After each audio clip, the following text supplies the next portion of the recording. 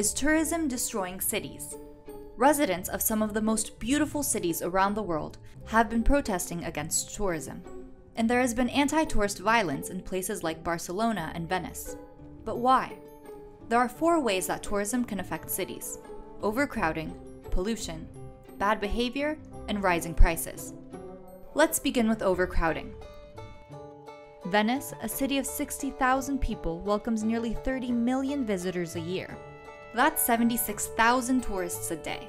Spain had 82 million visitors in 2017, with 9 million visiting Barcelona alone. There are even traffic jams climbing Mount Everest now. Overcrowding has an obvious effect on traffic, footpaths, and queues. It can also affect a city's culture and identity, like in Barcelona, where locals are complaining tourism is diluting its vibrancy and history. Tourists also bring with them pollution and waste. They consume heaps of water and food, while causing environmental damage to the destination. In Thailand, a beach has been closed to protect its coral reefs from tourists. In Indonesia, Bali's famously pristine beaches are now being swamped by garbage, and their underground water sources are being drained too quickly. The island predicts it will run out of its water supply by 2020. In Venice, cruise ships that bring thousands of tourists each day are damaging the local environment with engine pollution and water displacement. Tourism even accounts for 8% of global greenhouse gas emissions, mainly from transportation. And then there's the issue of tourists' bad behavior. There are many viral videos that show tourists behaving inappropriately, from airport check-in meltdowns and assaults on cabin crews to deliberately damaging ancient ruins.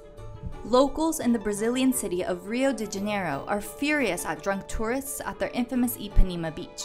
In Croatia, people are fed up with loud and rude tourists, so fines are being issued to those who drink alcohol in public. And Bali is even considering imposing restrictions on temples after tourists continue to climb on the holy sites or pose in swimwear. Finally, tourism causes a rise in prices, especially when it comes to short-term rentals. Like with Airbnb, an accommodation app where users can share their homes with tourists. It has grown enormously with over 5 million lodgings across 81,000 cities. But it has its downsides.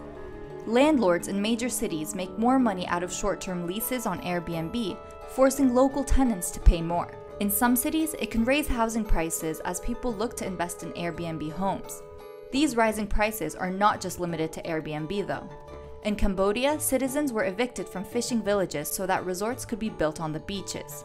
The increased cost of living is forcing residents out from some of the most beautiful cities in the world. But there is hope. Cities are starting to recognize the impacts of mass tourism and are looking to introduce measures to deal with the load. Fines for behavior are being introduced in cities all over the world. Regulations are starting to hit Airbnb, with their listings in San Francisco, Barcelona, and Paris dropping. Iceland and Greece are instituting caps on arrivals. Venice is planning to divert massive cruise liners to reduce some of the environmental damage. And growing recognition of over-tourism could push visitors into more environmentally and culturally friendly tourism, in an attempt to save some of these delicate sites for generations to come.